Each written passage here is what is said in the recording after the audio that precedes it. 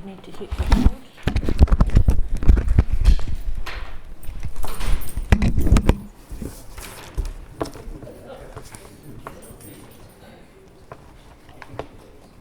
I've got an interesting of one. With that.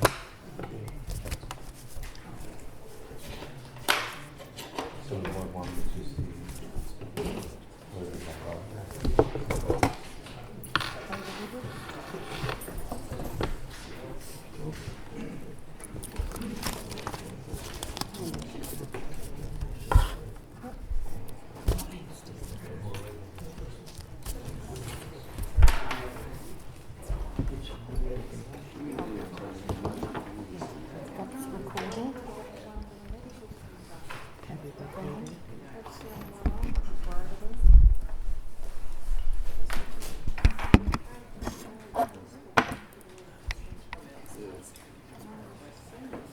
All right.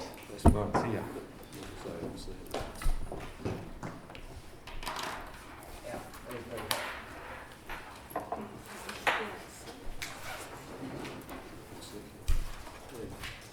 All right, councillors, I'll open the meeting.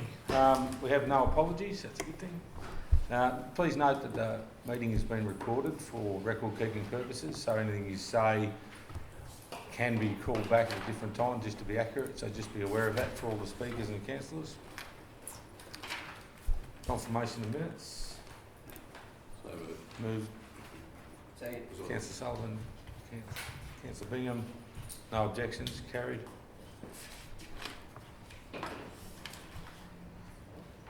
Okay, we'll move straight into, any conflicts of interest? One, Councillor Cow. I've got a conflict of interest in item 7.1. All right, it's duly noted, councillor. So we'll move straight into 7.1, so Councillor Cow, duly noted.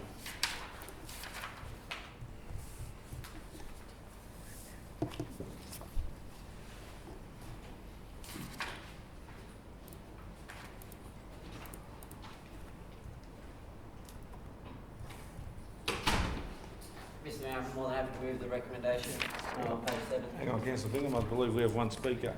Oh, sorry. I'll That ask is right. Anthony Stafford to come forward and just state your name and where you're from. Just at the front there, Anthony, thank you. Anthony Stafford, Australian Property Partnership. Thank you, Mr. Mayor. I'd just firstly like to thank the four councillors that I met with some 9 or 10 weeks ago now for their comments and advice on the previous version of the master plan and their support 2 days ago to defer the previous decision to allow more time for us to improve the plan. I just want to let councillors know that since that time there have been a lot of meetings and correspondence with council staff on each of the items that were deemed an issue in that plan. Also take the opportunity to thank Mark, Robin and Henry for their robust debate and ideas and solutions.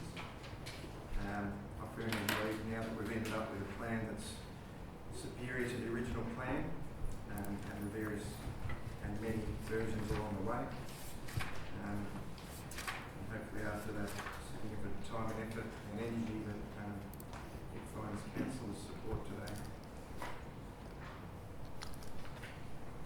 Councillors, any questions? Councillor Sullivan? Not a Not a doubt.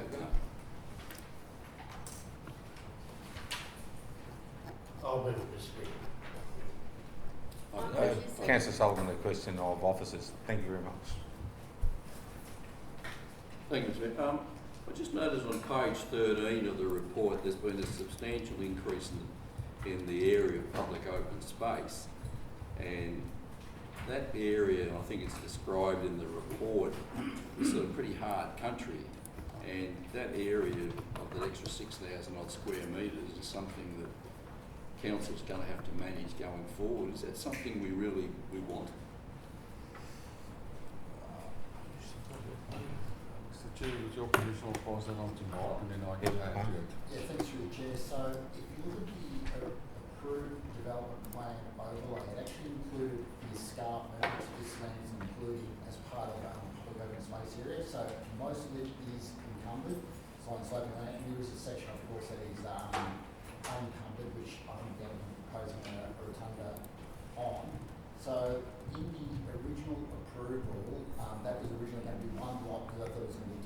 to develop it rather than have it vested in council. The applicants decided to go know that they will do some improvements to that area. They're going to provide that under public open space, but the escarpment will be become land controlled by council, like other parts of Stonehill Estate that do have those escarpment areas. So I suppose other examples would be near Helps Way, which is also got some escarpment areas, and also to the north around stage 6 and 11 of Stonehill Estate. So same situation applied to this subdivision. Okay, perhaps the conversation for another meeting. Thank you. Councillor Sullivan. Any other questions, councillors? We had a mover, I believe, councillor. Second. Yep. Councillor Thatchell, did you move that? Not You moved it? Well, we were waiting for Council William with Christmas is coming. So it's moved and seconded, councillor Dudley. Didn't want to miss out. Sorry. Councillor Thatchell moved, seconded councillor Dudley. Are there any objections? Those in favour carried. Someone grab councillor Keogh, please.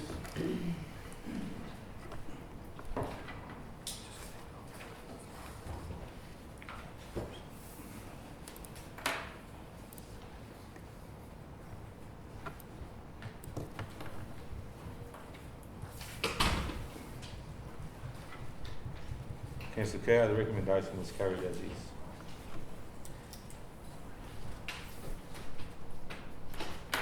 Seven point two, we have a number of speakers. I'll ask Paul Koshamper to come up first, if I said that correctly.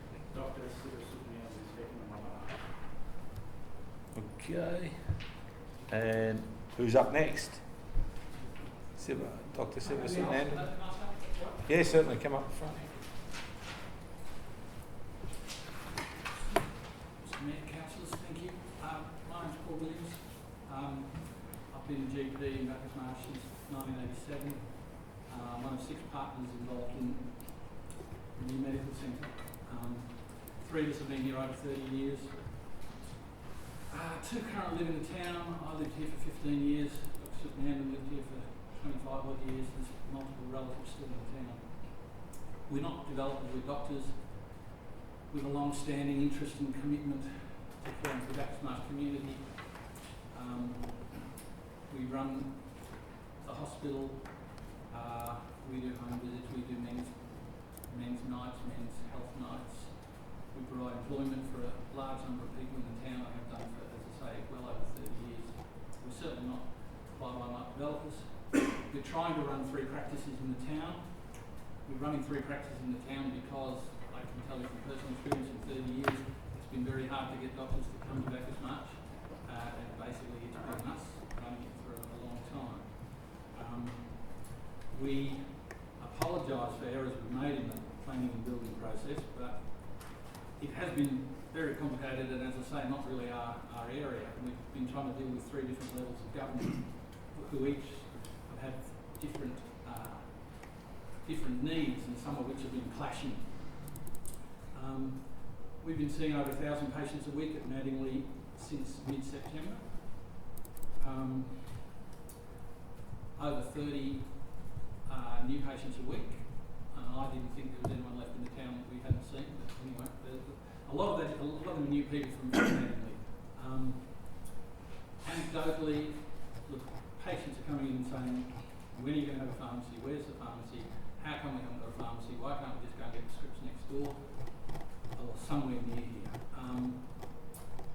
The biggest, we can talk about elderly people and sick people having to go to town. The ones I've noticed the most at Mattingly, because their families out in that new area of the scene, and it's the mum and the kids who then got to load up the car and drive back into Turner Street, which is not really ideal. We do understand the pharmacy is ancillary to the medical centre, but what it is, it's integrative to the medical centre. Clearly, the benefits to the community of having a pharmacy are greater than any perceived negative impacts. In fact, I can't offhand think of any negative impact on the community of having a doctor and a pharmacy sitting out there in a new area where you have people in new estates wanting to feel that their needs are provided for. integrating doctors and pharmacists in the same location. I talk to a pharmacist most days about something, about a medication issue, about a script issue.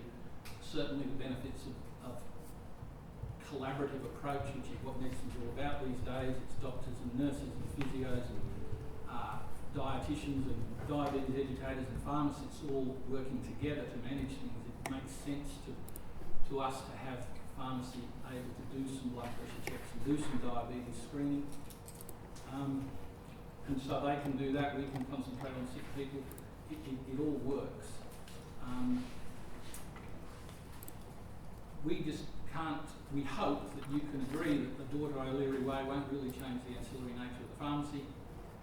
And I think in conclusion, I just say, I respectfully request that you can propose second and vote in favour of the alternate resolution. Don't let the perfect be the enemy of the good. We just want what's best for the community as a whole, and appreciate the chance to speak. Thank you. Any questions, councillors? Councillor Kerr? One question. If a patient comes in and you write them a prescription, Yep. they can go to the dispensary that's on site and get it fulfilled. Is that correct? Partly, you mean? Yeah. No. We have to get approval from, and I think the pharmacist guys are going to speak to this more, but there's a federal and a state and the council approval, and we can't dispense anything at the moment because the one of those levels at least is obstructed by other levels. So at the moment, no, there's no dispensing being done on the site. Thank you. Thank you, Mr. Councillor Sullivan? Just thank you, Mr. Mayor. Following on from Councillor Keogh's point, if there were a door as proposed here, then people would be able to fulfil a subscription, get their prescriptions filled. Yes, that's the hope. But we have to get approval from Commonwealth, we have to get approval from state, we have to get approval from the council. State approval and Commonwealth approval at the moment are both pending on various items within this amendment. The federal people want us to have a seven doctor permit. The state people want us to have an external door. Okay, thanks. Councillor Thatcher? Yeah, thanks, Mr. Mayor. Good to see you. The question I've got is that we're seeing a big change in terms of how pharmacies operate now, where they're basically being given more activities that would normally be adjudicated because we've got an overload of workload with just 1,000 people between 6 doctors, which is just extraordinary, for 30 a week. I know that's extraordinary. Look, my question is that we're seeing pharmacists now that are giving injections for people who go overseas, and there's been a lot of conjecture about the time of taking those particular injections because are they close to a clinic? And some most pharmacies, as we know, are in the suburbs. So there's a whole lot of changes going on. My question is that those things that we're now requesting pharmacists to do, and the reason why they're doing it, have a relationship towards the clinic, because a lot of these have been given that authority to do that because there is a doctor on hand should something go wrong with the pharmacy. Will that affect us in the long run, the standalone pharmacies compared to dispensary type pharmacies? Or is there a plan in place? We've just been through the Commonwealth, state and local. Is there a plan in place to change that so we can make it work? It would be nice if they were all ancillary from a medical perspective. Yeah, certainly. As I say, particularly with the way we're trying to integrate with various care. The standalone model, you've got the whole discount warehouse thing, which is disrupting everything, but they're not really working in any sort of integration with GPs. So that's one model that's happening, and the other model is still integrating the medical centres and the pharmacies in closer, which we prefer. I suppose my point is, so the link is there with Richard in terms of... Yeah. It makes sense to be together. It makes sense that they can say, hey, this script needs doing for this lady, you know, rather than having to be thrown around the street. Yeah. Which is what happens now. Thanks, Mr. Councillor Cow, you have another question? Thanks, Mr Mayor, through you.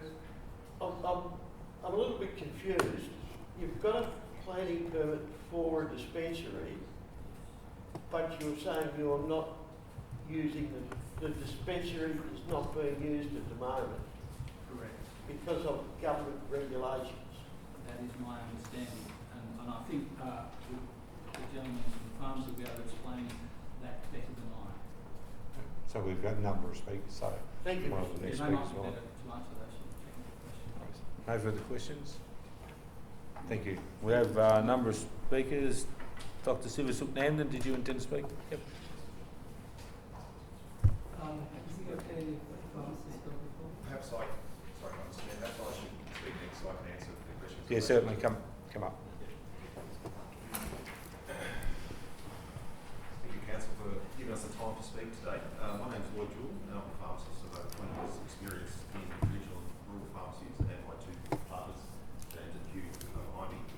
I suppose I can answer your questions straight off the bat before I go into my preamble, but as it stands at the moment, due to Victorian Pharmacy Authority regulations, and they're the regulatory body who control licensing of pharmacies in Victoria, we are precluded from opening the dispensary at this stage due to the physicality of the bill. And Dr. Williams did reference back at the start of the process that there was some mistakes made in terms of the planning and design of the medical centre and the dispensary, and in his defence, you know, they're doctors, we're pharmacists, we're not town planners or builders or developers, but there were some errors made, and what we're trying to do here today is rectify those errors in the most expedient manner to enable us to open the dispensary as soon as possible. So, and further to the other question, my partner Hugh will speak in a moment about the modern integration of medical practice and pharmacy as it stands, and there's green sort of evidence from overseas that the collaborative approach that we're trying to achieve in this particular scenario. The gentlemen have another pharmacy in Ballarat, which is a medical centre, and I have another pharmacy in Winchelsea, which is a small rural town, and we work hand in hand with the local prescribers to enhance patient care, so he can speak on that too when it comes up. So, but I suppose what we're all about is the intent of the initial permit that was first approved for an ancillary dispensary, and the intent was to have the dispensary open and running and servicing the community. But because of the errors made, unfortunately this has not been able to happen through the BPA, and we have applied with the evidence we have to the BPA, and we've rejected on that basis of external access. They do require an external entry into the pharmacy, either from a public space or from the outside. And as it stands, as the way the building is built, that simply doesn't exist. And what we're proposing is an external door on the O'Leary Wayside. This door, we understand through discussions with the planning department, can change the categorisation of the ancillary dispensary to a chemist shop. I don't like to use that term, but a chemist shop, a conventional retail outlet, and our intention is pharmacies anything but a conventional retail outlet. We're not trying to open McDonald's on the corners of a retail residential area. This is an essential, what we see it as an essential component to healthcare for a growing community that's in desperate need. I do understand and we do appreciate that the request to have this external door does put us in contravening of local zoning and planning laws. We understand that. But the way I view the law is it's the intent of the law. And the intent in this case is to protect the community from overt commercial development. And we're not doing that. We're trying to instill a service to provide for the community. So by going to the letter of the law and not allowing this, in our view, it's detrimental to the community. When the very laws are there to enhance the community. Second point, the way we've chosen to ask to have the door is almost as most unobtrusive door that we can try and put in. In previous VCA examples that we've been provided, other similar scenarios, they've asked for external doors that face car parks with grand entrances and so forth. That's definitely not what we're looking to achieve here. The door where we propose to put it and the path leading to it, the path itself leads from the door. It doesn't lead to a car park. It doesn't even lead to the footpath. It leads to the front door of the medical centre itself. So all that's doing is providing a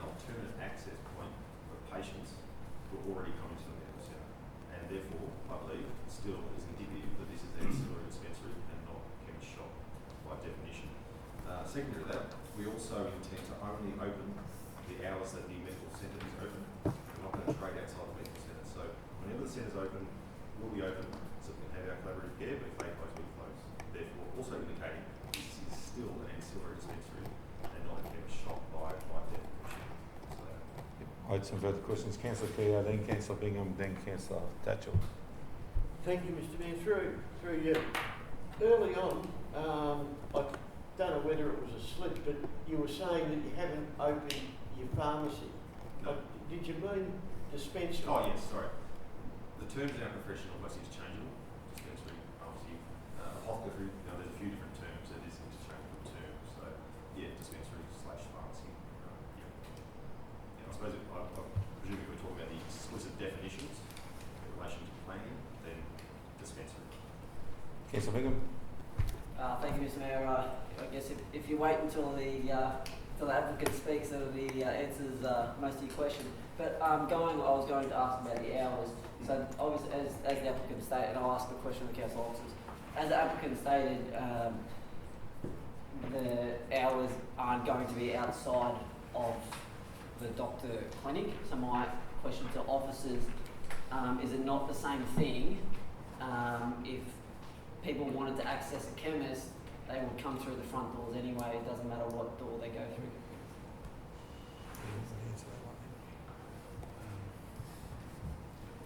So the minute you've got an external door, that means that can be operated as standalone views, and that changes the definition from a subservient and auxiliary use to a shop. So in the current zone, and like it's been pointed out, there's contradictions to the planning zone provisions. The planning zone provisions does not allow for a shop in a general residential zone. By allowing the external door, a black and white interpretation of the scheme implies that we convert it into a land use which is prohibited in the general residential zone. So that's why we've raised that. And the difficulty is that we reference case law, we get case law. So there's been previous interpretations of the specific scenario, and that interpretation is that it does change the use primarily. And we haven't had, we tried to find alternative VCAT cases, we tried to find alternative developments which demonstrate there is merit in allowing it in that specific way, but unfortunately we couldn't, and we did provide the applicant opportunity to see if they can assist with either legal advice or alternative case law. We've got another question, Mr Mayor, if I may. Certainly. Yeah, so over the next few years, how many residents are we expecting to push out to Stony Hill? Do we have that on hand?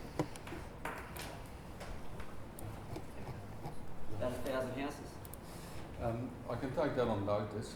I'm not sure. What we can provide is what we've got approved to date and what we've got in the system as planning permit approval. So with permission, I can ask Mark to but we can't predict the final figure. At this point in time, we approved 700 lots within Stony Hill Estate, 140 in Unbank Estate, and roughly about 120 in Bellevue Tops. Both Underbank and Stony Hill are 1,400 lots each, so 2,800 lots combined. Thank you. Councillor Tatchell, then Councillor Dunn. Right, I've got a question of the applicant, the pharmacist, and one of the officer.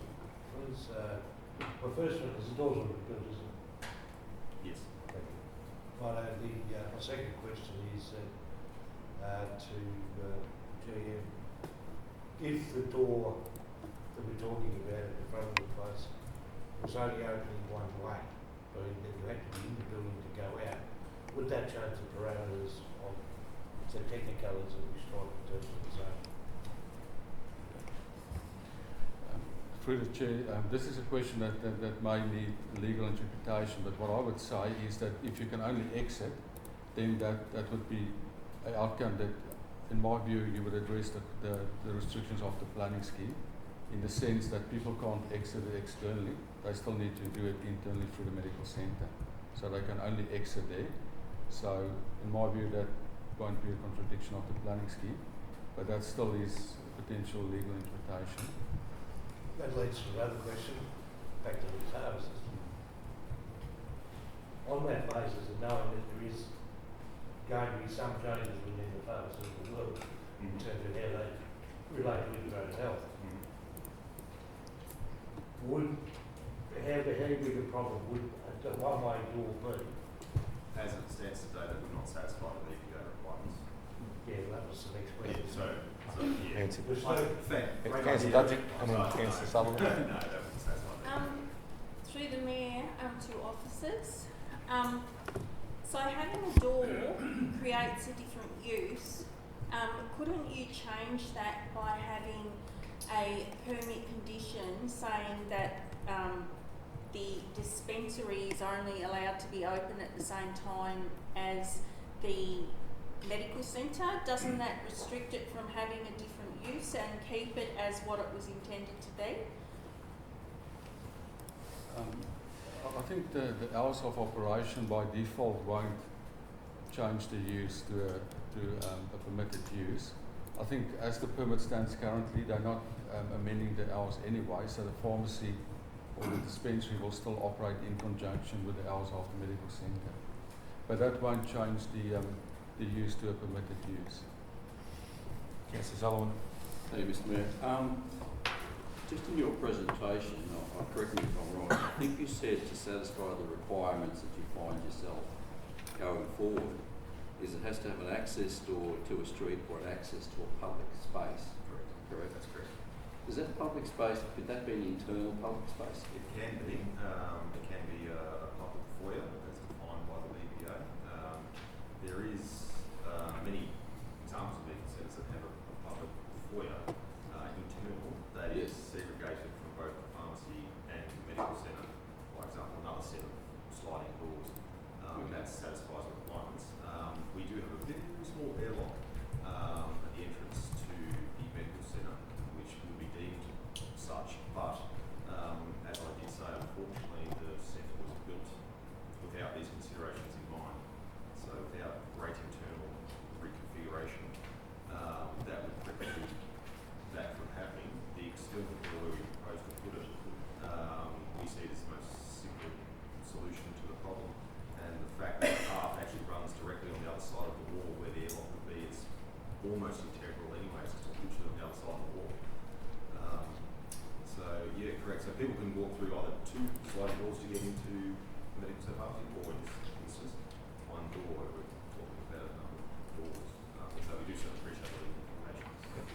Councillor Bingham and Councillor Thank you. Thatcher. The question is to council officers. So noting that council approves permit for numerous shops a couple of metres across the road, how is that one block of land for that shop that's in its own planning permit, because there's multiple houses around that? Or is this planning permit like right on the boundary? What's like how did those shops get approved? And then Normally when you do these new master plan communities, we identify in conjunction with the developer upfront what areas should be designated for what uses. So with the medical centre currently it was initially general residential, and a medical centre is permissible in that zone. What we've got across the road is an area which has been designated for a neighbourhood activity centre and for commercial development. So that area has been specifically set aside to accommodate any related commercial users. I'm not sure if the officers want to add anything to that. thank you. Councillor Thatcher, I will note that we have an alternate just that hasn't been circulated yet from councillors. So you will get a copy of the proposed alternate. Councillor Thatcher. thank you, Mr Mayor. I was trying to make a point to the reason why we don't scheme VACs is because of the masses of paperwork that's easier to, when you're having the discussion, you do it separately to council. The council don't understand, otherwise we drag the paperwork. I'm fine either way, councillor. You can I'm understand. just working with you, Mr Mayor, just working with you. Mr Mayor, back to that issue, it always goes back to this door. My question is, where's the emergency exit in this clinic?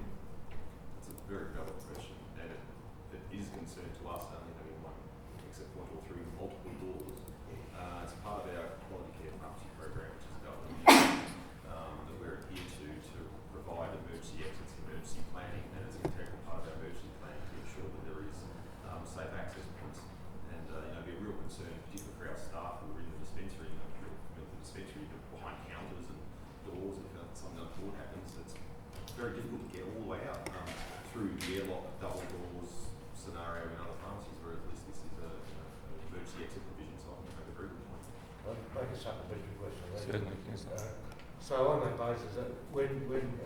speaking from experienced pharmacists, the current levels of oxygen that are supplied in the pharmacy, are they above the, what's considered to be bulk in terms of hazardous goods? As in terms of the... Hazardous goods. There's a packaging limit. yeah. What is considered to be bulk hazardous goods in terms of oxygen? Yeah, we do have cytotoxic drugs for sure. Yeah, we do have cytotoxic drugs which have special handling requirements. Yeah, without a doubt. And there could be considered hazardous. I mean, there are regulations around storage of these hazardous goods, labelling and such, we need to adhere to. So there are hazardous goods stored. Can I just supplementary that as well, please? Yes, I sir. don't want to label, I just want to establish the group. So on that, when you put the building permit to build the dispensary and the clinic itself, they give you a hazmat for that situation. I couldn't speak to that, councillor, because I'm not the applicant. So we're tenants of the applicant. I do believe my applicant will be speaking afterwards. Do we have a plan to speak? We've got a number of speakers, Councillor.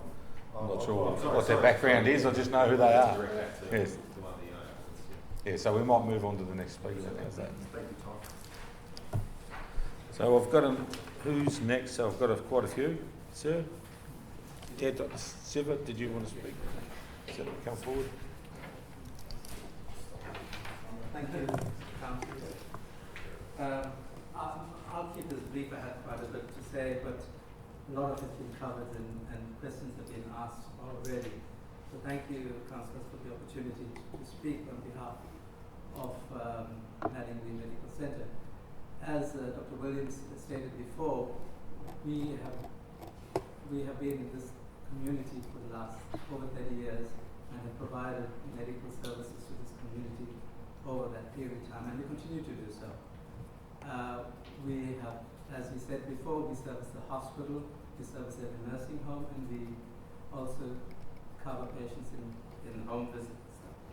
Apart from that, we have integrated into this community, and we provided help outside the medical center in terms of a public clinic, men's public clinic, where we participate in forums, in the Moorabool Drug Forum, which I participated in, and other ventures within the community. So I thought I should present this, that we are not developers, we are health service providers, and we've done so for a long time, so our history speaks for itself.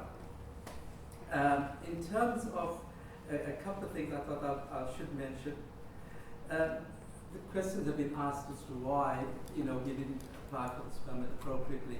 And at the time of the planning building, we did not know the requirements of the Australian Community Pharmacy Authority. We did not understand the requirements of Victorian Pharmacy Authority. And these requirements for both these government bodies became evident to us only after we've made these applications. And so that is why we seek this. Mattingly Medical Centre is seeking from the approved authority for a 7th room in the medical centre.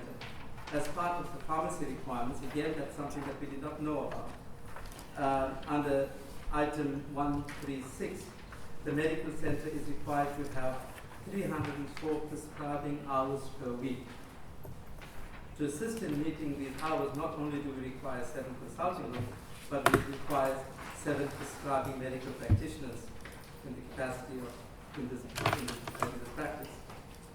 So that's the thing that we will requesting.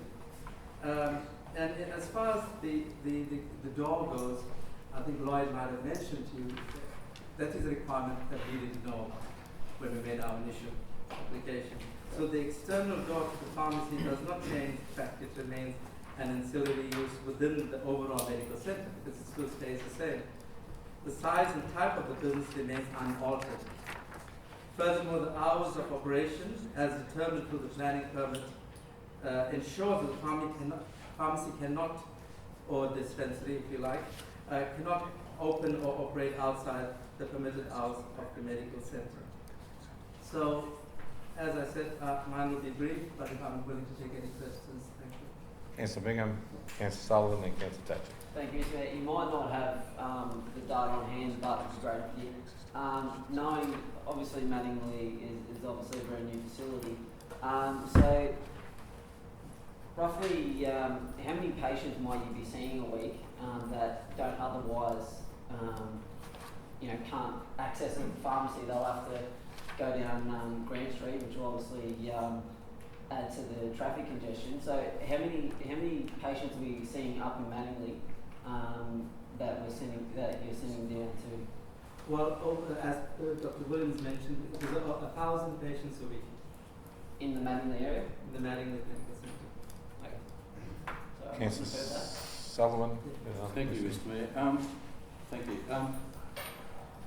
In the report that we have before us, it notes that you didn't wish to split the amendment. I'm aware that Dr. Williams said that 7 practitioners is required for some other government department or something to be able to go forward. Why, in light of that, did you not at least split the amendment and get the amendment to allow the 7 practitioners in place?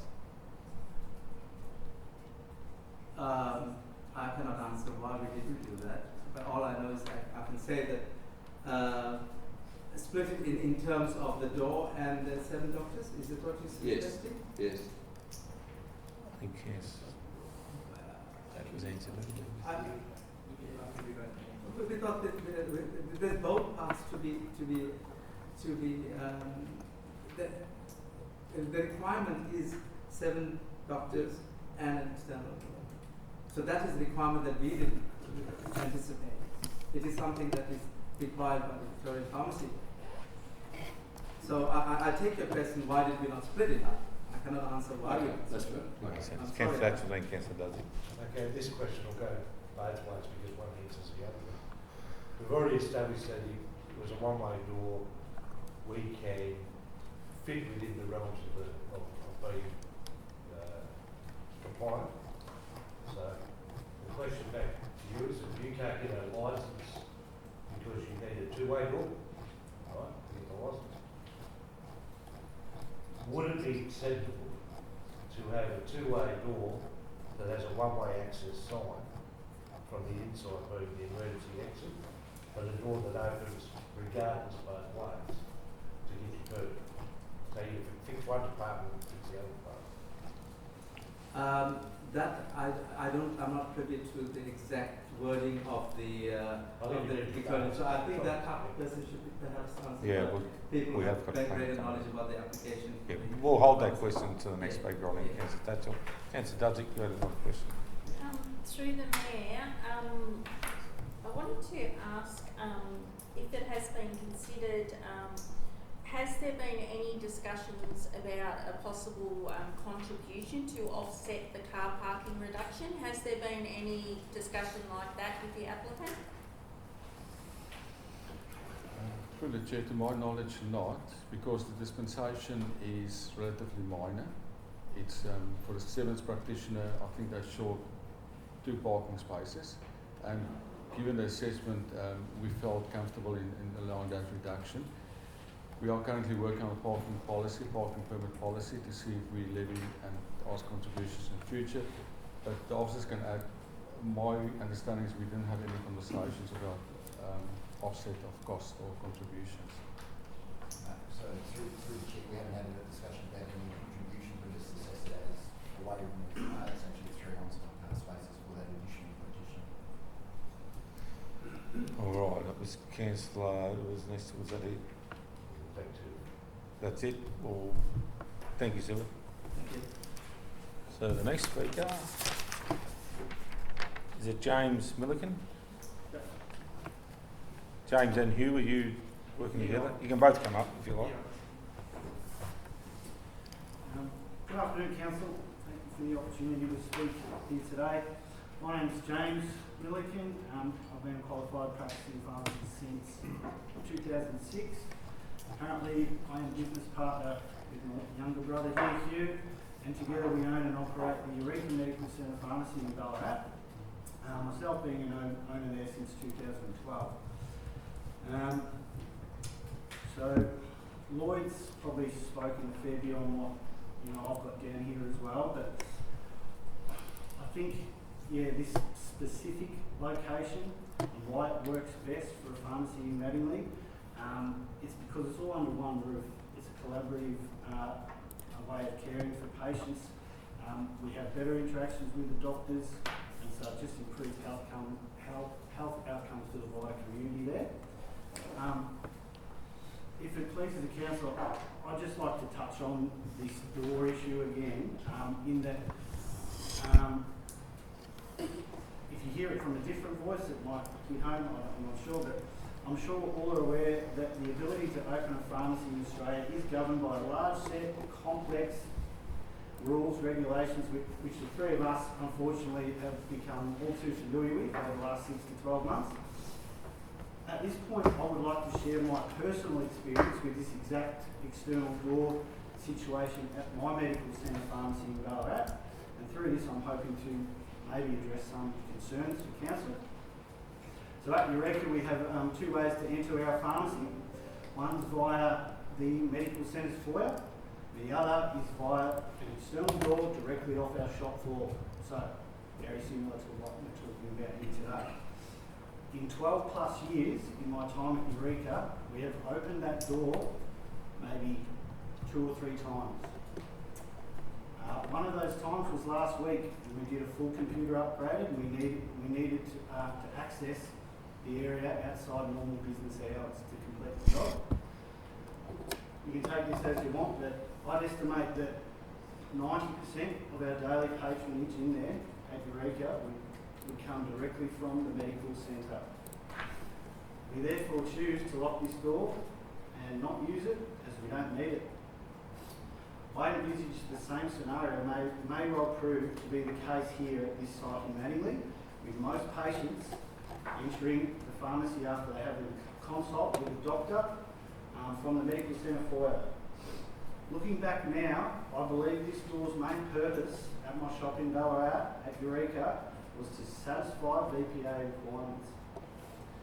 If it pleases the council, as one of the owners of the future Mattingley pharmacy, if we get approved, I don't believe this proposed door would be the main thoroughfare for patients at all, similar to Eureka.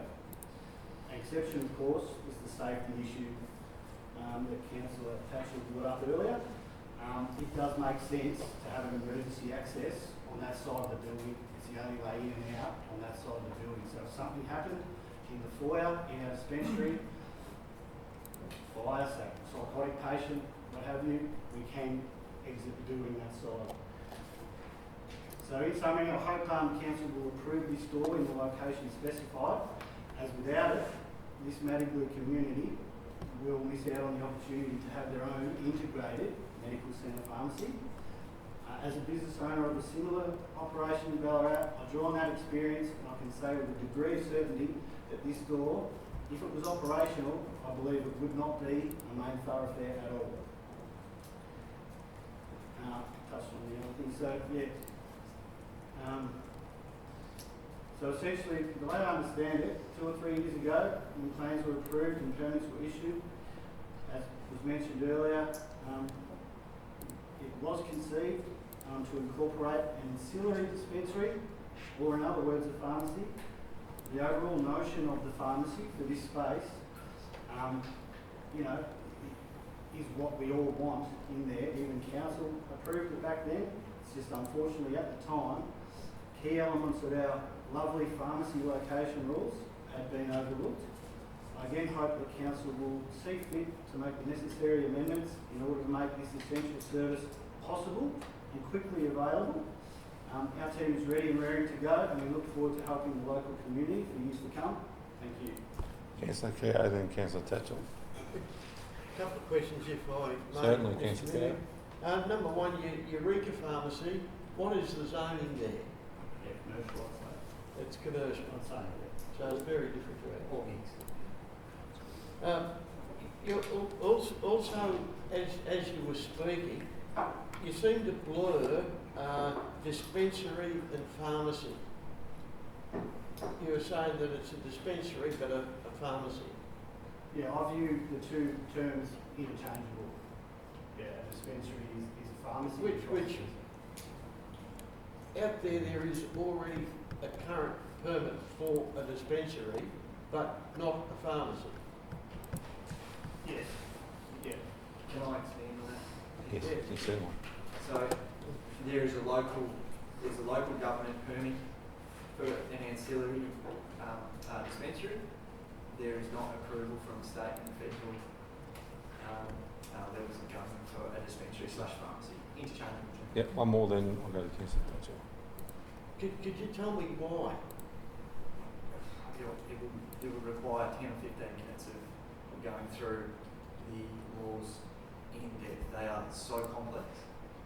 We've got it down to an external door and the number of doctors. With respect, Mr. Mayor, I think that's the question that this whole discussion's been Yeah. about. So I agree, but it's Councillor has the ability to ask. when we go over again. Yep. Right, Councillor, you had a question? Yeah, well, my question goes back to the original question because of complications of the licensing. We need to do it in both ways. We have the complication of we've only have a one-way door that fits within that thing. You've explained you only open your door twice since you've opened. So that basically answers that question. So the next question is that we've established that to get the licence you need two doors. One has to be external. And yet the UFS GP clinic and chemist in Ballarat, I'll say that for your knowledge, there's no external door that I can see. I went and look. The UFS chemist sits on the same block as the GP clinic, and the access is the foyer, which only has one access. So, and they're on the second floor anyway, so you want to be tricky to walk out that door. But the point is that there's going to be a lot of complications in here. Yet nobody is it different for the large chains. The UFS get different because that's a competition. I walk in No, but what you can do is relocate PBS approval number into a premises. Now, we don't have any PBS approval numbers up our sleeve. UFS being a friendly society, they may. That's what I was trying to get to.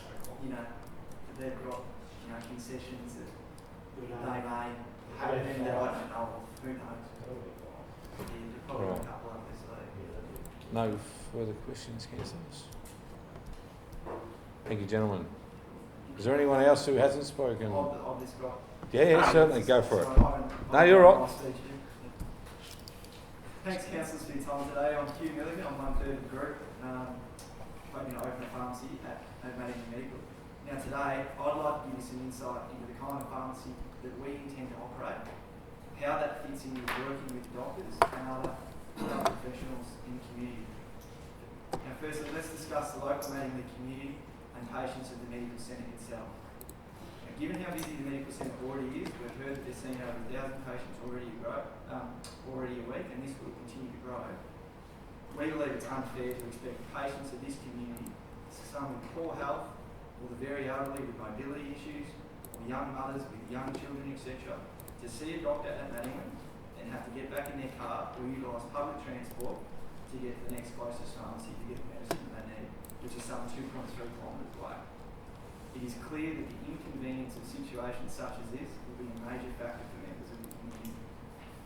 In addition to this, as Dr. Williams has already mentioned, there are clear synergies that exist when doctors and pharmacists work together with each other under the one roof. This leads to better patient health outcomes.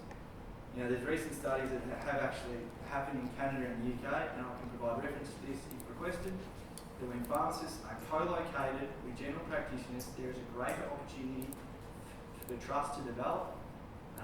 As such, the GPs are more likely to accept the recommendations if they have a personal contact with the pharmacist. Now, I can give a real life example of this that happened at lunchtime today.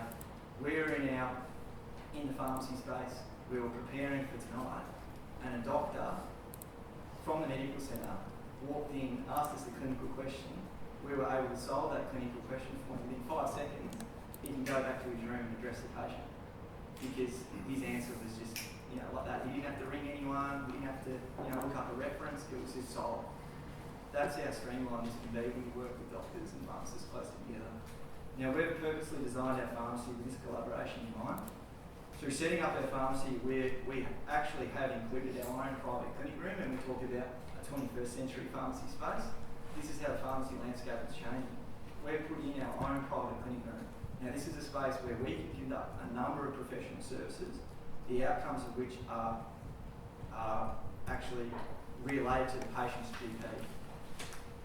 We believe that with the growing population, evident in the ever-expanding growth that's seen in Manning already, public health services are going to become more and more strained.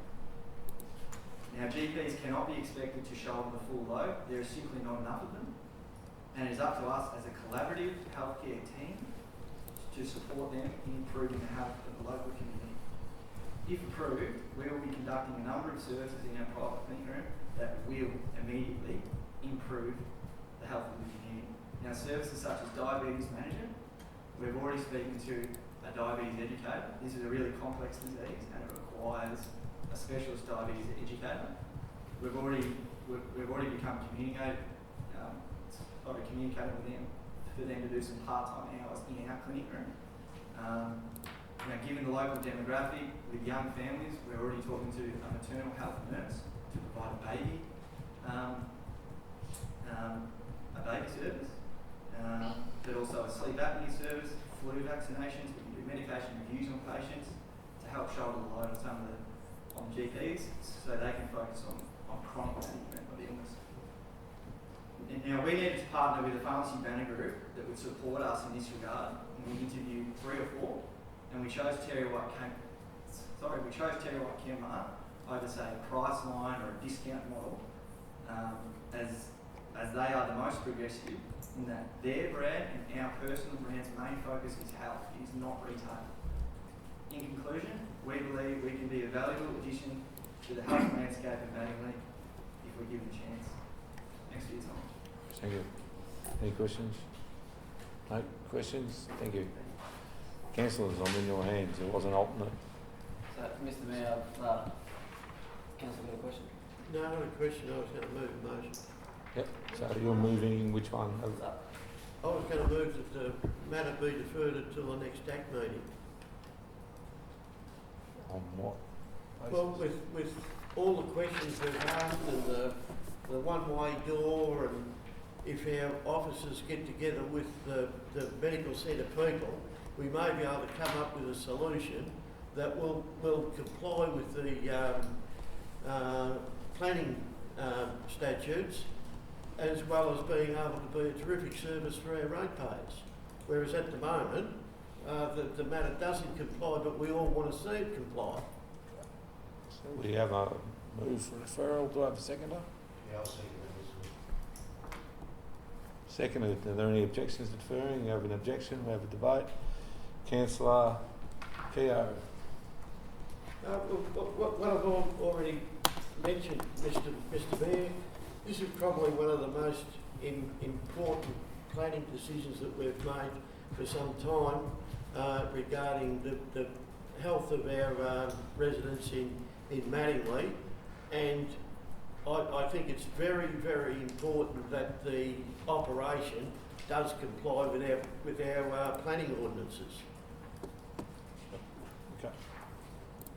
Councillor Bingham. Thank you, Mr Mayor. Maybe I should have just moved my alternative recommendation before I gave the councillor a chance to ask a question.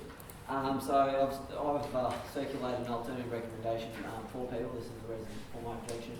I feel that deferring this item is going to add little to no value. Everything's already been looked at. Nothing will change in a deferral. The council officers and I assume the applicants have already had the chance to discuss, and this is the end result. So, yeah, just in short, I've got an alternative recommendation to actually issue a permit. Yes, that's all. Thank you, Mr. Miller. I'll keep it short. This is gobbledygook. I mean, we've got 3 state government, we have state government, federal government, and local government. They're all confined by different rules, trying to resolve a very simple problem, which ultimately boils down to, in the case of the state government's door, that by requirement they require a door that opens both ways. We require a closed door to fit within our guidelines, and God only knows what the feds want. But the reality of this is that I accept that I don't like deferrals on these things, because I think there's a way to fix this. There's got to be. And I think it comes back to discussion. I agree that the pharmaceutical world is coming into a new world. It's completely, I don't know so much, that the local chemist has, in Milan, small country town, now has a clinic room where you go and get an injection from the pharmacist rather than blocking up the GPs down the road. So there's a solution here somewhere. We don't want to break the rules, and we know that their plan is coming. But by the same token, when it comes to the state government, where's their flexibility in terms of using the licence? So it's a case sometimes where the tail has to wag the dog. And you have to go, well, how do we make this work? Because from a local level, we either have to get our boundaries to interlink on the pharmaceutical grounds with the state government, so they're all on the same page, or make sure that we don't have hurdles in the way, so that when we're trying to do the right thing in one scenario, we're not caught out by the other. I clearly understand that there would be commercial ramifications in terms of the dispensaries versus pharmacies. If, for example, somebody was to build a chemist shop in a town and then a GP clinic gets built, they put in a dispensary, they apply for a chemist shop, all of a sudden they just cut the throat of the other chemist shop that's already invested their hard earned. I get that. But in this particular case, we have a standalone facility that's badly needed. Speaks for itself on 1,000 people, 30 a week growing. I mean, this is pretty extraordinary. Where were they going before is a bigger concern. I mean, in consideration of what we're seeing in the media about where we need healthcare. So, from my perspective, and whilst I don't technically support the deferral in terms of, because I know time's money, I can't help thinking that with the planners from the pharmacy and the owners of the GP clinic went back to the state government and said the rule needs to be changed here, that interlinks with local government so that we have a clear path so that sensible and common sense decisions can be made without compromising the professional capacity of our staff. I think that's a better alternative than us trying to rewrite the rule here today. Any other councillor? Councillor? Question. Certainly, question. Can I answer it? Yeah, go for it. My question is, Mr Mayor, through the officers, is there, given that this was lodged in the 4th of October, and if it's delayed, it's probably going to be the February DAC meet at the earliest, if not March, does that actually, that delay cause any issues for the applicant or council officers?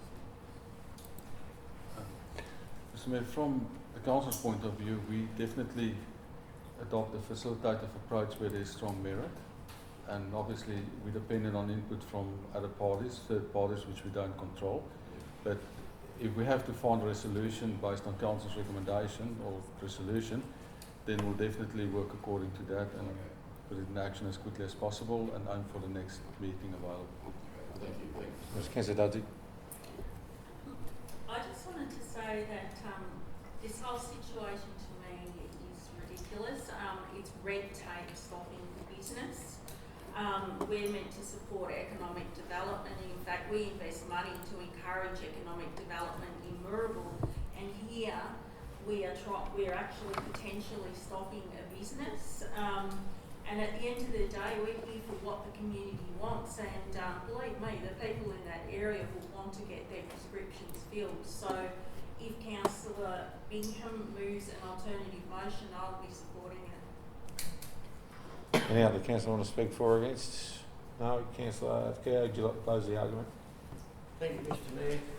I think for all the reasons that I mentioned earlier, it is very important that all our industries comply with the planning scheme. And also listening to Councillor Tatchell, who's experienced in the medical area, been on the board of the hospital in Balan, understanding the way the systems work, and also the fact that he brought up that we hadn't thought of the one-way door. Now, with all those reasons, it could well be that with some clear understanding, we may be able to come up with a situation that'll comply with our planning scheme and allow a pharmacy to be on that premises. Thank you, councillor. Councillors, I'll put the motion to a vote to defer. Those in favour? Those against? Motion is lost. Councillor Bingham, you have an Mr. alternate. Mayor, I've circulated an alternative recommendation for councillors viewing, and I'll be looking at moving the alternative recommendation, which I'll read out. So there's an issue to grant a permit. So remove condition 6 and alter condition 7, and the wording, except with the further written consent of the responsible authority, not more than 7 medical practitioners shall practice at the premise at any one given time, and that an external door to the ancillary pharmacy be approved, and that the current planning permit and conditions be amended accordingly. And I'll second that. Seconded, Councillor Dadzik. Do we have an objection? No objection. Okay, councillor, would you like to start the debate? Thank you, Mr. Mayor. As we've heard, almost 3,000 homes are expected to be in the area. Multiply that by at least 3 people per dwelling. That's a number of people that need to be looked after medically. You know, I don't need to tell councillors about the major traffic issues that we're facing down at Grand Street. We want to take cars off, not add to the traffic congestion. So just in short, be part of the solution, not part of the problem. Councillor Sullivan. Thank you, Mr. Mayor. I've listened to what council have said, and also to all the applicants and have actually spoken. They make some very good points. And quite clearly there is a demand for medical facilities in that part of the world, as evidenced by the fact that I think there's 1,000 patients a week attend that facility, which I think really speaks to it. But this is not a medical or a community issue, this is a planning issue. This is what we're here about. We're not talking about whether they do a great job, whether there's a need, whether there's a demand. I think that's evident. This is a planning issue. There is a technicality that we cannot sort of move away from. And that is that door that we're talking about, everyone seems to be saying, oh, it's just a door, one way, locked, whatever. It's still a door, and it potentially changes that nature of that operation to a shop. A shop is a Section 3 use under that general residential and is prohibited. It is prohibited. So even if council were to support the recommendation that's been put forward by my colleague, Councillor Bingham, this can be challenged at any given time going forward, i.e. another operator, somebody buys a commercial facility on the other side of the road where it is a commercial zone, could potentially build a chemist there, and then close this one down by virtue of the fact that we have breached our own planning scheme. So that is a risk that council takes, and also anyone else involved. It also creates a precedent whereby we are saying we can approve a Section 3 use for whatever purpose. Now, the arguments that have been put forward are the greater good arguments.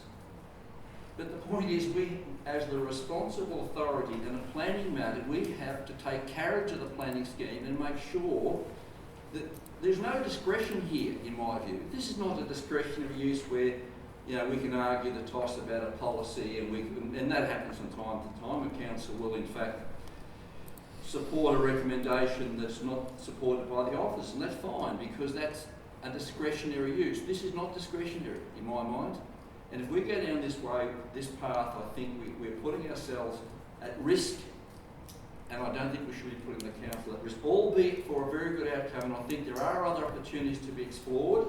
That's why I supported the deferment on the basis we might be able to work our way through this, because I think, as one of the speakers said, the access could be internally. So in fact, if we could internalise it, we don't have an external door. So we could achieve the outcome but not breach our planning scheme. So I think in that fact, Mr. Mayor, I could not support the recommendation. Councillor Dudley.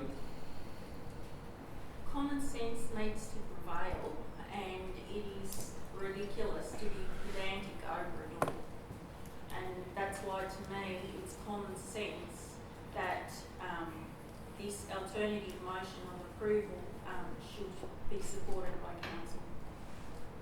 Councillor Tatchell, you speak against? Thank you, Mr. Look, I don't make them, I don't break them. I don't want benefit. I don't make them, I don't break them. The issue here is not just, I actually agree with parts of what Councillor Sullivan said, that he's dead right. If we put through a alternate motion as is proposed today, and we do know for a fact that there's a shopping centre over the road that's in the commercial zone, so you can bet $1 to a dog biscuit that if you were the chemist operating in that place and there was a legal avenue for you to challenge the pharmacy across the road, you'd be taken. My view is I don't care if it's a shop or not, to be honest, but I think we've already established that over 95% of people that use the Eureka Clinic are doing it for that purpose, where they've gone to see the GP and then they go to the prescription on the way out. The real issue I find with this one is that we're at a stalemate and we've got no service. And we need to break that. We need to break that cycle one way or another. And sometimes, it's like you're swimming halfway across the lake, you can't get back, you must keep going.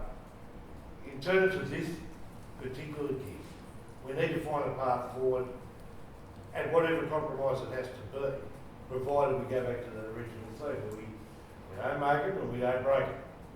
We can bend it where we have to, and I think that's where discretion and common sense comes in. It can bend rules to make them work. In this particular case, I think we would be doing the applicant a disservice by giving them a half-pie result, and we'd be doing the council a big disservice in terms of precedent. So I think we need to go back to the drawing board, find a solution to this, and if I may that, Mr Mayor, I'd be more than comfortable with come back because it's commercial development in the town and it's a health matter. I think that I'd be more than happy to come back to a special meeting to get this resolved if it could be resolved. Because I think when you've got 1,000 people going to a GP clinic a week, building at 30 a week, and we head into the Christmas break where we both know medical centres are under enormous pressure because all the kids are breaking their arms, getting bitten by snakes, doing all the things they shouldn't be doing. If we have to, I'd be more than happy to come back to a special meeting to resolve this matter. Yes, Gary. Mr Mayor, it is absolutely imperative that we as a council ensure that we comply with our planning scheme. If we're going to create a dangerous precedent like this, why have planners? Why have a planning scheme? You know, we're going to finish up in chaos, and with all these type of things, we're going to finish up. You know, it'll be death by 1,000 cuts. So, I certainly won't countenance voting for Councillor Bingham's resolution. Mate. No worries, Councillor Bingham, you'd like to close. Thank you, Mr Mayor. I must be learning something in council because I knew that exact argument was going to come forth. I asked for consistency multiple times. If we scroll through the archives, we'll see hundreds of times, or maybe hundreds is a bit exaggeration. We'll see numerous of times where councillors have routinely voted against planning policy. So to use that argument is almost like... Order on that, Mr Mayor. Yeah. We're talking about breaking policy versus I'll stop there. discretion. I'll stop on that one. It was brought up in regards to an external door potentially being incorporated inside the centre in a public foyer space. You know, the design of the building as it stands, it simply can't cater for that. Any councillor that has walked into that building can see that that's not a possibility. That's not a pathway that could be explored.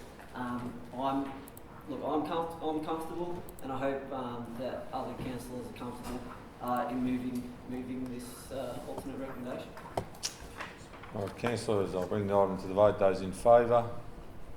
Motion is carried.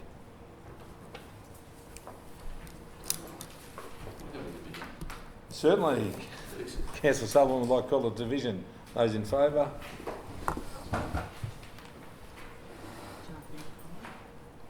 Councillor Bingham, Councillor Edwards, Councillor Dudzik, Those against? Councillor Tatchell, Councillor Sullivan and Councillor Keogh. So it's a casting vote. So it's a casting vote. Councillor Sullivan? Very good.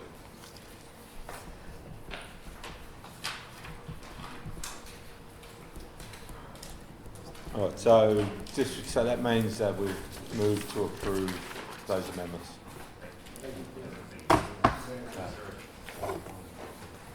Okay, councillors, we're running out of time because we do have a OMC in 15 minutes, just to be aware. So we'll move into item 7.3. I'll move the recommendation. Move. We did have to do a 7.3. We have no speakers. Move, Councillor Sullivan. Second, Councillor Keogh. Are there any objections? Those in favour? Item is carried. Move into item 7.4. We have two speakers. We have Adam Parker on behalf of the applicant. Thank you, Mr. Mayor. Just if I may have my applicants up with me. Yes, certainly. So is that Harry? This is Harry. Harry Van Voorst? Come forward. Thank you for speaking in this place. I suppose the issue that we're facing here ourselves is one of a planning issue. As you'd be aware from reading the report, under the current existing RZ, the low density residential zone, it allows for a subdivision of 0.2 of a hectare. Our client had spoken with council previously to put in the application in, and Harry will speak to this in a moment, but he was advised that was permissible at the time, and the lot was subsequently purchased, and they went to put in the subdivision, which was in July. Unbeknownst to them, this amendment was in train in the background, and then they've become aware of this in this process, which then they've asked me to come along and help with the discussions with council. So as you'd be aware, council has approved Amendment C88 to the plan scheme on the 2nd of October, which will now increase the minimum lot size in the LDZ in the land to 0.04 of a hectare, which means that if that amendment comes into effect by the Minister for Planning, that this subdivision wouldn't be permissible. So I suppose the decision of the council today will determine whether that subdivision will go ahead into the future. From our perspective, the subdivision is on a larger lot than a lot of lots within that particular area, which is 5,286 square metres. A lot of other lots in that particular area are smaller and narrower than this lot. Our lot doesn't have a direct backing or frontage to Werribee River, is removed by other parcels of land, and is shielded from view by significant trees in the Werribee River corridor, and also by trees on the lot. The neighbour next door didn't object to the proposal, or near their neighbours. There was another person further away that objected to this case. I suppose from our perspective, in terms of what does this mean in terms of a planning perspective, a subdivision of this size after council's decision, from my perspective as a town planner, you'd have to look at it and say, well, the intention of the amendment to the scheme was to protect the Werribee River corridor and ensure that the lots were of significant size, and to ensure that there wasn't any environmental difficulties within the area. I note that the three water authorities, so Melbourne Water, Western Water and Southern Rural Water, did not object to this amendment, and they're all responsible in that area. So if we've got three water authorities not objecting to this amendment, and it's not adjacent to the Werribee River, the environmental concerns are obviously limited. In terms of the management of the site, further subdivision of the site will allow for appropriate management of the site, because they will be better be looked after with, I suppose, intensification of the site, better planting. Water will be collected from the storage tanks on the roof of any future house. We've also, after discussions with council officers, changed the building envelope to allow greater setbacks on each side, provide for a more landscape buffer strip. I suppose from my client's point of view, it is a difficult situation where the decisions will rest in your hands tonight because the ability to, I suppose, appeal the decision may be hamstrung by a decision of the minister in the future. Your decision, I suppose, that I was asking you is to look at it and go, is the decision in the affirmative for this subdivision going to impact on the intent of the amendment? And in my planning capacity, I would say it wouldn't. It's not going to affect the neighbourhood character. The lot is quite wide. The proposed building envelope will allow for the existing proposed house to have its own road frontage, the significant landscaping around it. It will remove a shed that's inappropriately placed on the lot at the moment, which is kind of at the frontage of the site, which you can see in the material. So our position is that council can be confident in making a decision in the affirmative due to the lot size, the removal from the Rary River, and also the lack of concern from the various water authorities. Cam? Say that, Yep. except that it's my son who actually owns it, and I've acted on his behalf to do due diligence on it before he bought it. And I contacted council on 2 occasions. I looked at all the things on the website and the overlays and everything else, and I was assured that he could safely purchase that with the intent to subdivide. And it was only when he actually got to the point of having saved enough money to do the subdivision that we found out that council had this new amendment that was being proposed. That would change the picture quite a bit. Had he known that in advance, he wouldn't have bought this one, although he only intends to live in the area, so he would have something in the area anyway.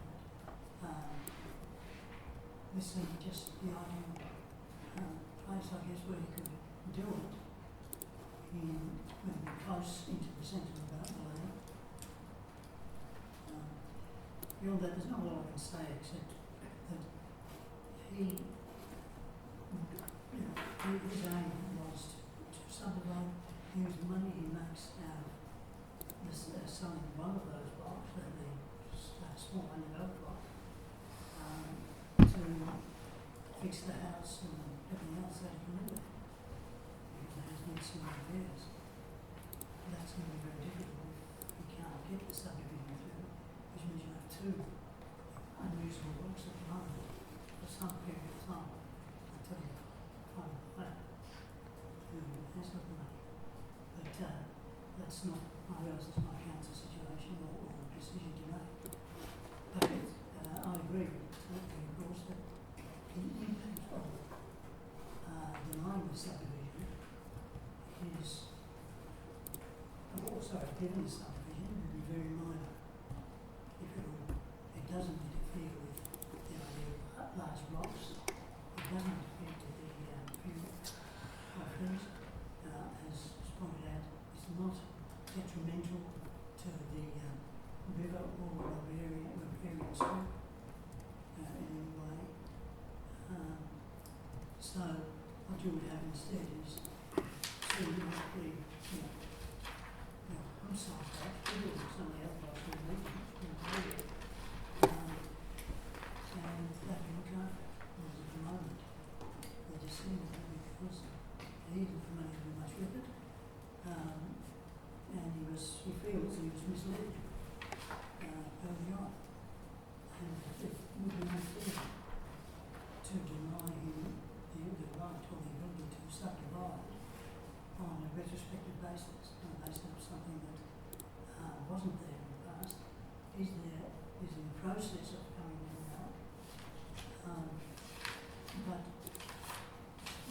it's something that I guess I would argue that usually when we make these new situations,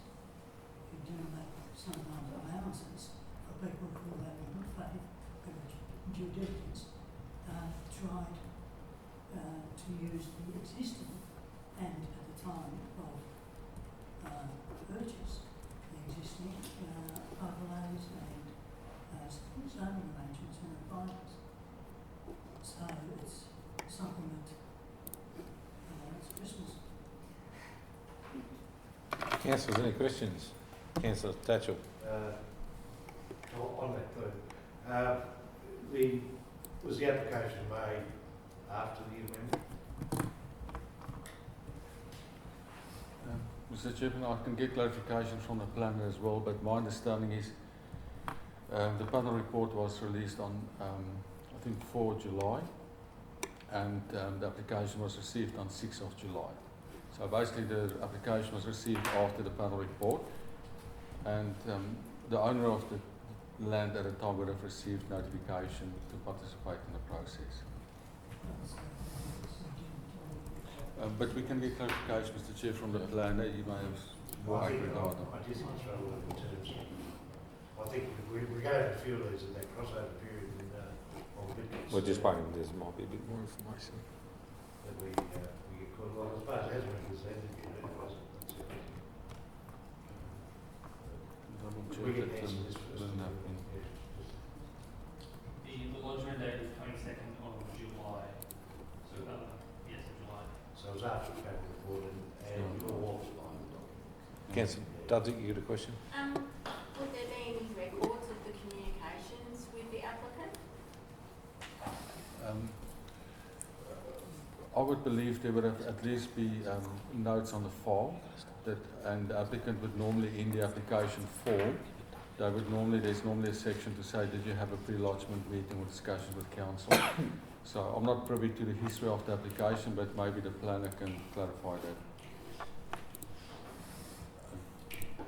I didn't have any record in my files of any indication of a pre-application meeting, and it wasn't obvious to me whether there was any meetings before that. Councillor Bingham, you got a question? Thank you, Mr. Just the council officers, when are we anticipating for approval from the minister? Yeah, the Chairperson, I think this report went to the council in October, and I think 2 days after the council resolution, we submitted our request to the department to ask for the approval to be formally approved and gazetted. We haven't had any formal gazettement date as yet been provided, other than there's a backlog or delay at the department's end. It's just a formality to get it gazetted.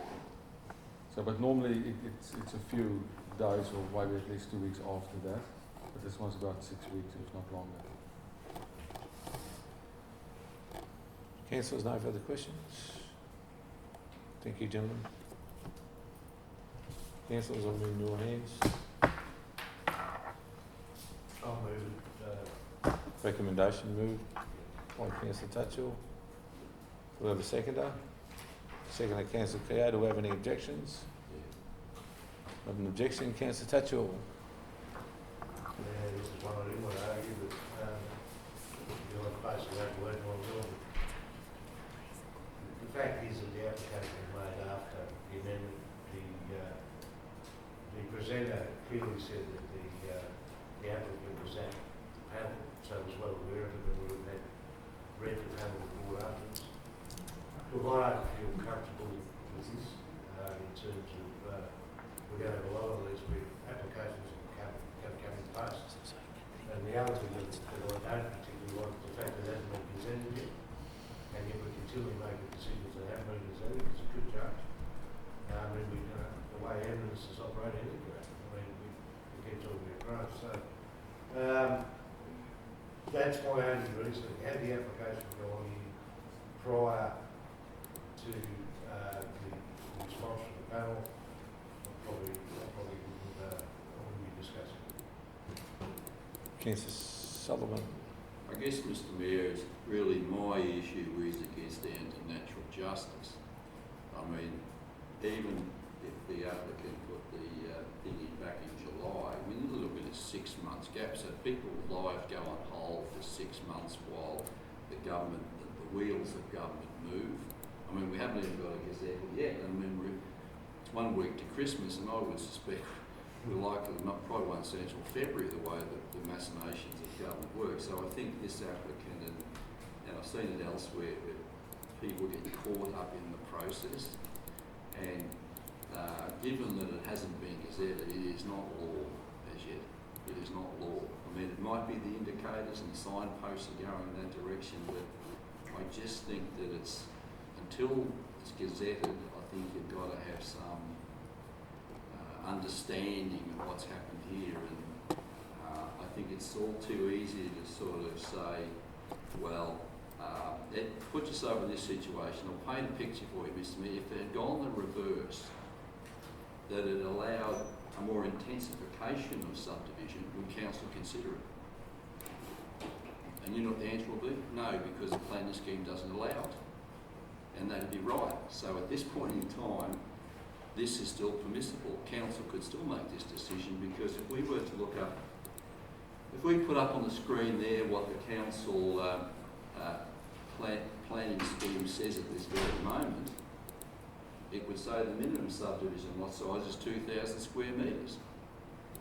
So, and if somebody who wasn't aware or anything that look at that, you take that at face value. So I think we have a responsibility in my mind to, in fact, until it becomes gazetted, to say, okay, that's what's there, then we have to accept that. So I guess it comes back to, I think someone's just been dudded and denial of natural justice. I just can't support it. Councillor, who seconded? Councillor Keogh. Thank you, Mr. Mayor. The proposed subdivision is in breach of the proposed minimum lot size requirements of the low density Res 1 changes of the Moorabool planning scheme. That's number one. And number two, the proposed subdivision is not consistent with the existing and preferred neighbourhood character. Do we have anyone other councillors want to speak for or against? Councillor Bingham. I'll speak against. As Councillor Tatchell just so rightly put it, we're going to get a bit of a crossover period. It might be confusing to people that are not familiar with how government works. You know, they might be looking at, as Councillor Sullivan pointed out, they would be looking at what the planning policy says at this present time. They wouldn't be looking at, and quote Councillor Sullivan again, the signposts and the direction posts are going in, but some people might not be reading the signs of the direction that we're heading there. They're looking purely at what the policy states right now. So I think there's going to be a bit of a period where, it's going to be a bit of a tricky one. But until it's gazetted by the minister, I'm going with what the policy is, and that's 2,000 hectares. Councillor Dodgy. I'm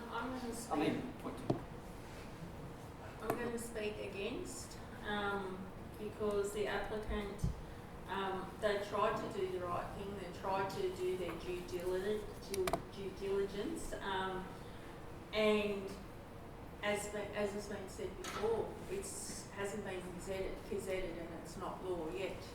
So we have to respect that the applicant has tried to do the right thing. Councillor Thatcher, would you like to close the debate? Not really.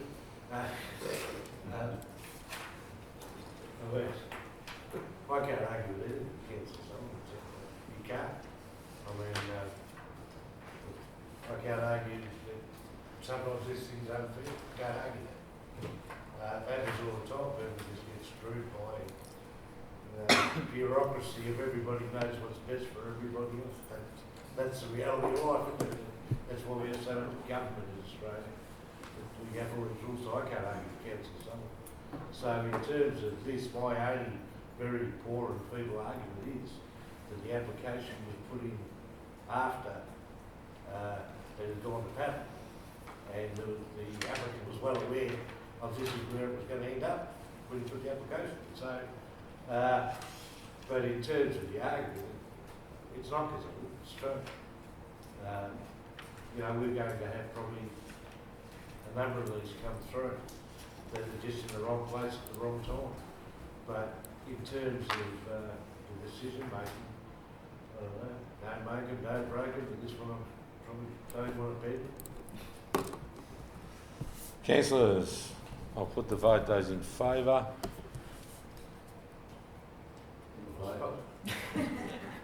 They can change their minds. That's all right. motion is carried. That's it. Just let me double check, Councillor Sullivan. I'm going to skip the updates and close the meeting because we are overdue for the I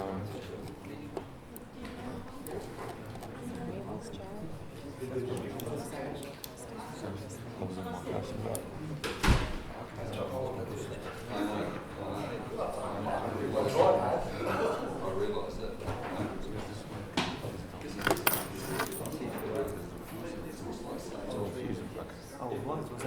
Yeah. Can we go straight into the meeting? So that meeting is closed, councillors. We're going to move straight into the next meeting. That's one.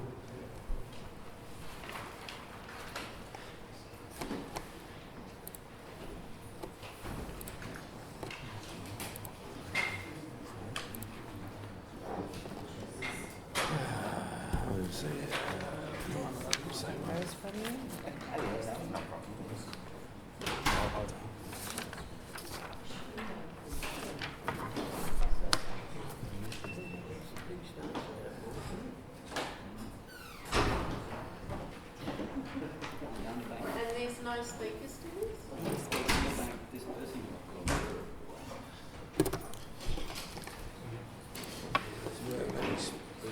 Just double checking, Mr. CEO, we don't have any speakers.